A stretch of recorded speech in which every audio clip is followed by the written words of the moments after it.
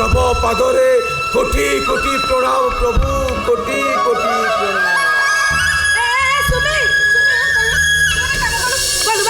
खीरी बसे दबु खीरी आसाला परे मो खीरी खाइबो तापर सुख बने घर ठीक है हां शीघ्र जा मु तम दियर को होशियार कर दउची बोलो सपोर्ट दो मो सानो भाई को भीतर को छाड़ी बनी आसबी मो सानो भाई को बंद बने करे मु ताको भीतर को नहीं जेबी ओ हेला मो बना सुनी तो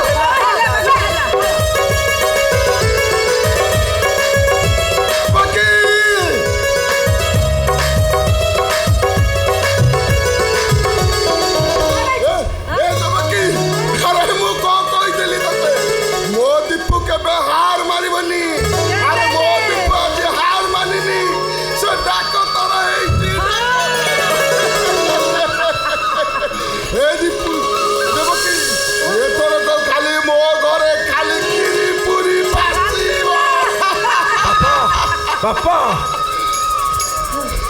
बापा आमर ये झुपड़ी घर टाक ना आम गोटे पक्का घर करदेवा आम भौणी भी मो भौणी के गोटे राजकुमार सहित बाहागर देदेवा बुझल बापा ए बो जानी ना कौन कहलु ये गाँव रे मो मान सम्मान पूरा बढ़ी समस्ते कहे ये काशी सानो भाई दीपू गोटे डाक्तर होती बड़ डाक्तर समस्त आसी मो गोड़ तले गुंडिया मारे मो मान सम्मान बढ़ी हे गाँव वाला अरे समस्ते सुनो मो भाई डाक्तर परीक्षा रे फास्ट मो भाई डाक्तर डाक्तर बापा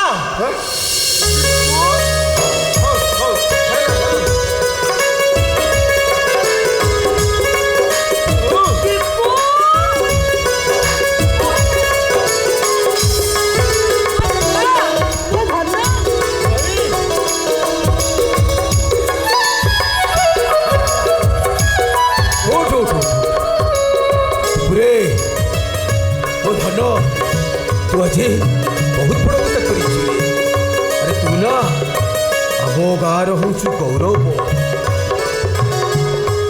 तू जिते बड़े प्रथम डाक्तर गाँव अरे पैसा न तू सहर को जीवन रे यही गरीब दिन लोक मानकर तू सेवा करू तू देखू से मैंने ते सुना पुओ बन सुना पुओ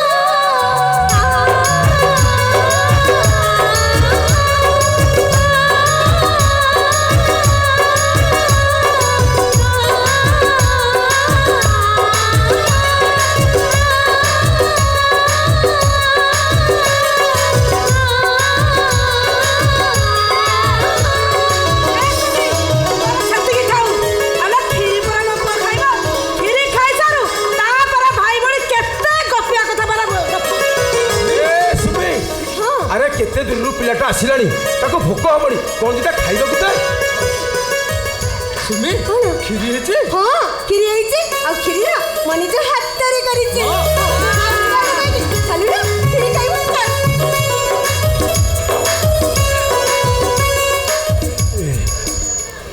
ओ भाई ना माखन तेल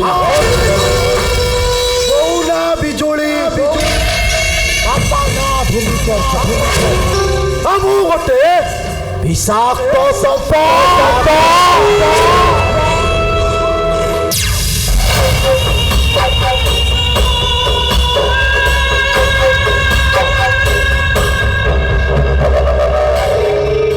দীপকକୁ ମୁଁ ତମ ଘରେ ରହିବାକୁ ଦେବିନି।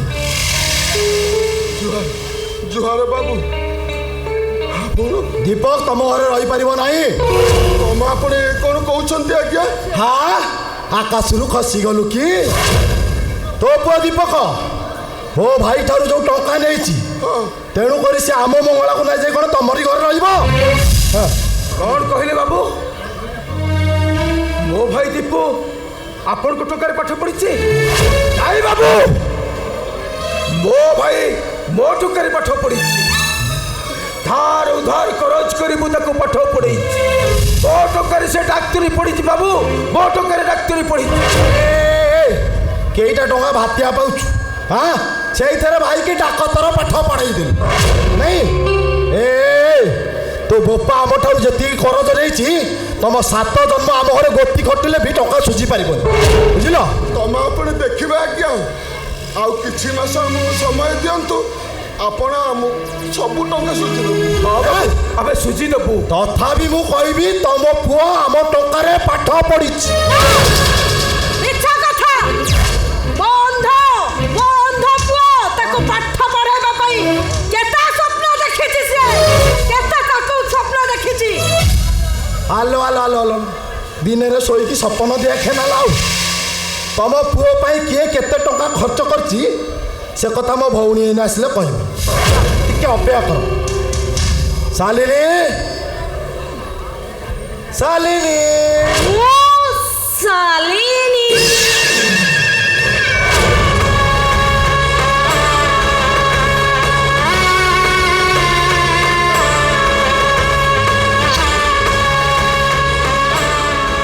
ଦୀପକ, ସିଧା ତମେ ଘରକୁ ଚାଲି ଆସିଲ, ଅଥଚ ମତେ ଟିକେ ଚିଠି ଲେଖି ପାରିଲନି କି ଫୋନରେ ଜଣେଇ ପାରିଲନି।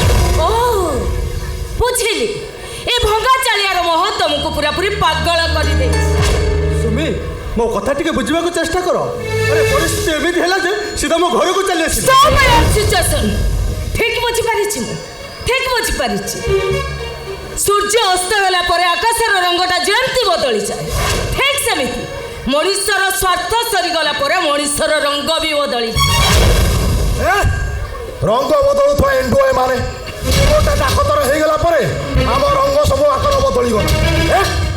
ଏ ଶାଲିନୀ, ଭାଇ, ତୁ ଭାଇଙ୍କ ଠାରୁ ଯୋଉ ଦୀପକ ପାଠ ପଢିବା ପାଇଁ 1000 ଟଙ୍କା ନେଉଥିଲୁ ତାର ହିସାବ ମତେ ଏବେ ଏଇ ମୁହୂର୍ତ୍ତରେ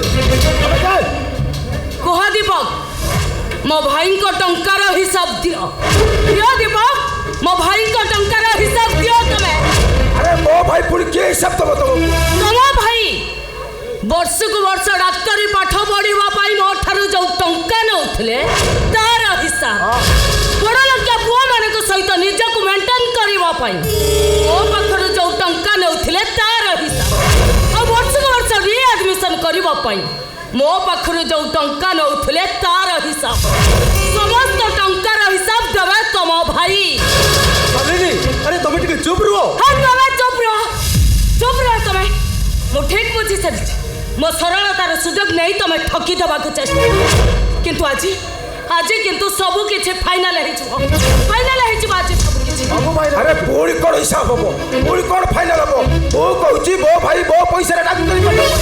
ଆଚ୍ଛା, ତମ ଭାଇ ତମ ଟଙ୍କାରେ ଡାକ୍ତରୀ ପାଠ ପଢି ମାସକୁ ଏମିତି କେତେ ଟଙ୍କା ରୋଜଗାର କରୁଛ ତମେ? ବର୍ଷକୁ ବର୍ଷ ଡାକ୍ତରୀ ପାଠ ପଢିବା ପାଇଁ କେତେ ଟଙ୍କା ଖର୍ଚ୍ଚ ହଉଛି ତାର ହିସାବ ତମେ ଦେଇପାରିବ?